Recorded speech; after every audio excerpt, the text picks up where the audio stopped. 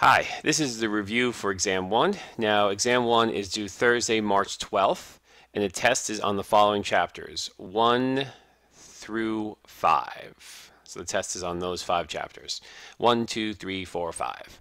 And there's 50 multiple choice questions. I will provide only the following formulas I'll provide the tax exempt municipal formula from chapter 2, and I'll provide the initial margin formula from chapter 5 and the actual margin percentage from chapter 5 and the margin price call from chapter 5. So those formulas I will include for you so you don't have to memorize them. Anything else in the textbook in those chapters that's related to a formula, you will have to memorize. There really is not too many other formulas though. Those are the main ones that I'm going to provide you. So anything else is on your own to know. Now here are the major topics on the exam that you should know and review and study. And the multiple choice questions are coming from my lectures and the textbook. So there could be certain things in my lectures that were not in the textbook that's on the exam, and there could be things from the textbook that weren't in my lectures that's on the exam. So you want to know both sources pretty well. Now, municipal bond basics. You should know the basics of municipal bonds as limited to what's described in the textbook and or what I went over in my lectures. You should know about investment banks, what they do, and how they're related to the stock market. You should be familiar with who and what security analysts are, portfolio managers, and financial advisors. You should know the basics of when I say international investing, what that means. I mean, it's a very simple concept. You should know regulation FD, which is fair disclosure. You should know what institutional investors are. Types of financial assets, stocks, bonds, certificates, deposits are examples of financial assets. You should know about the basics of corporate bonds, limited to what's discussed in the textbook. With the difference between stock and cash dividends, types of investment companies, those are like mutual funds and different things. What an ETF is, exchange traded funds, how they're different from mutual funds. You should be familiar with mutual funds and their fees, because there's a bunch of different fees for mutual funds: loading fee, management fee. So you should be familiar with all of those. And you should be familiar with the different types of mutual funds: growth, income, blended. Okay. You should be familiar with the New York Stock Exchange and how that operates, the basics of that. Should also be familiar with the NASDAQ.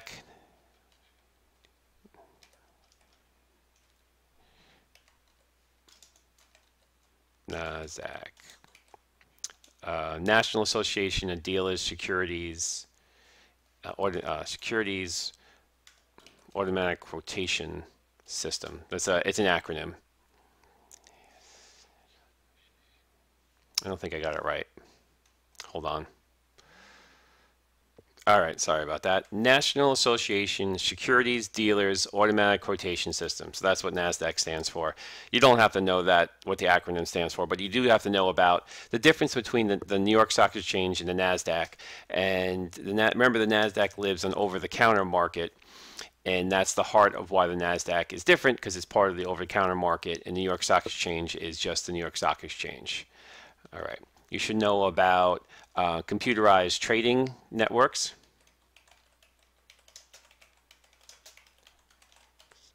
How they work, and the difference between the ask and bid quotes. And specifically, if you're a stock purchaser, are you buying the ask price or the bid price? And when you sell, are you selling at the bid or the ask price? So you should know the difference of those two. You should be familiar with the Dow Jones Industrial Average and the S&P 500 index and average. It's the the Dow Jones is an average and the S&P 500 is an index, so you should know the difference between the two and what they are as far as being a benchmark.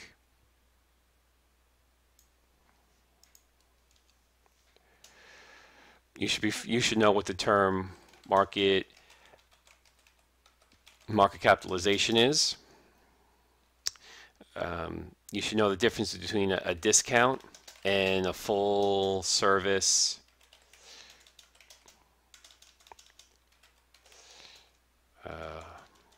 fingers can't type so well today. A discount and a full service broker.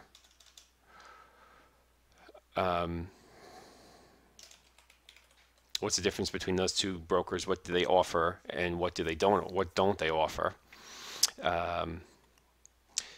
There's a term I talked about in class called circuit breakers. You should be familiar what those are and related to the stock market. You should be familiar with types of orders. Example would be market, limit, stop, good till cancel. So those are, you should be familiar with that and how the mechanics of those trading those orders work. Should be familiar with short selling, how that works. Let's see. You should be familiar with the SEC acts and regulation on the stock market industry. How it relates. There's a bunch of different acts since 1933, so you should be familiar with the basic concept of all of them. Okay.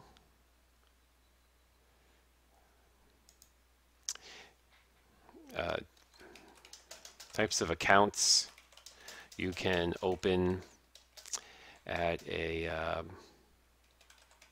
types of accounts you can open at a brokerage, which would be, a cash account, a margin account, that type of stuff. Let's see. You should be familiar. Probably most questions come about margin accounts and calculation of margin, so you should be familiar with that. And terms like margin requirements, maintenance, etc. All the terminologies of a margin account. Okay.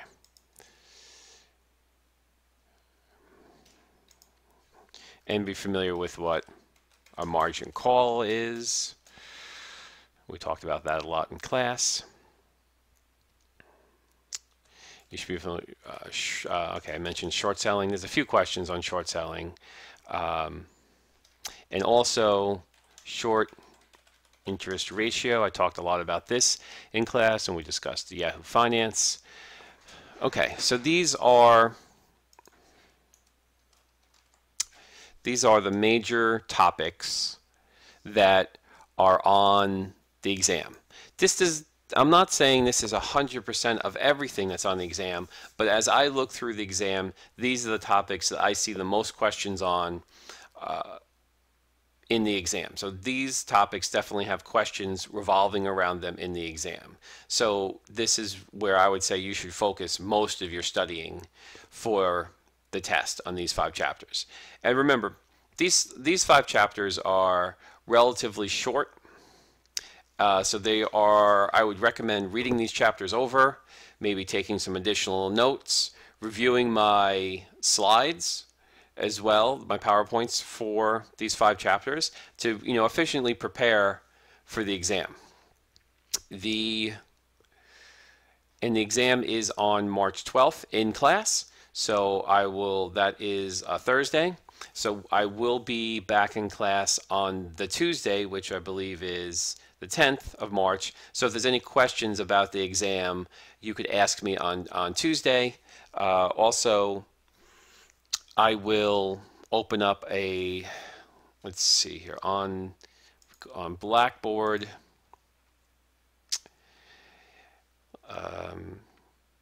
I was thinking of maybe opening up a discussion board. Yeah, I may open up a discussion board. Yeah, I think I'll do that now. Open up a discussion board on Blackboard. So they'll open up a new menu path called Discussions, and I'm going to create a forum. Because I believe I mentioned this in class. And because I don't, questions about the exam.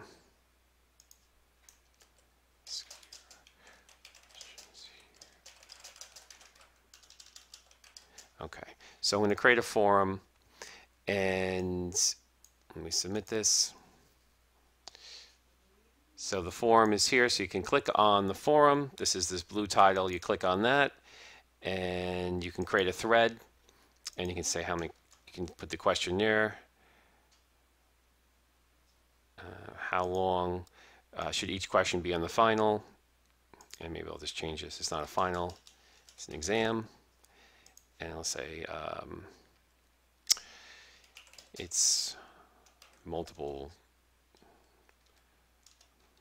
choice, so you only need to provide one letter on a Scantron. That's the sheet where you fill in the bubbles. You're probably good to bring a pencil. Number 2, pencil. They always say that, but I think the other numbers work. You should bring a calculator. No phones allowed during the test. So you can't use your phone as a calculator. So I would suggest bringing a number 2 pencil, a calculator. You can't use your phone, and it's multiple choice, so the answer would only be A, B, C, D, E, F. Okay, so I'd submit that.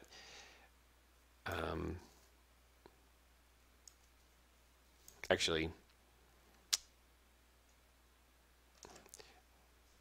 you would submit the question here. That was the answer. Whoops. So the question would be, how long is each answer? So actually, so you as a student would submit that question. So when you see that forum, so I would see the question, I would go in, and then I would reply, and then I would put the answer I had typed out before and submit. So this way, now when you go into the discussion board and you go into the forum, you'll see that there will be a question, and under that question there will be also an answer. So if you, this way, what I'm trying to avoid is personal emails to me, every student in class sending me emails asking me the same question, because I will not answer any questions individually for people about the exam, because I don't want to create an unfair environment where people get individual select information. So it's sort of like regulation FD. If I'm going to announce something about the exam, it's to everybody at once. So using the discussion board while I'm away, if you want to post questions about the exam, on you could post your question here in the discussion board, and I'll answer it here so everybody has access and everybody knows the same information about the exam. Otherwise, if you don't want to ask a question on the discussion board, if it can wait, then I will answer questions about the exam on the Tuesday before the Thursday of the exam when I get back.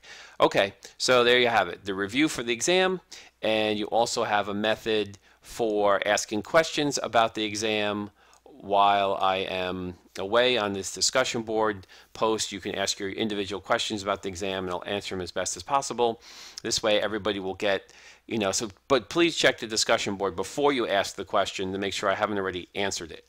And if you don't want to use the discussion board, that's fine. I will give you some time at the end of the class on Tuesday to answer any questions about the Tuesday when I come back, I think March 10th, about the test. Okay, so that is it. Good luck studying. I'll see you when I get back, and talk to you soon. Thank you.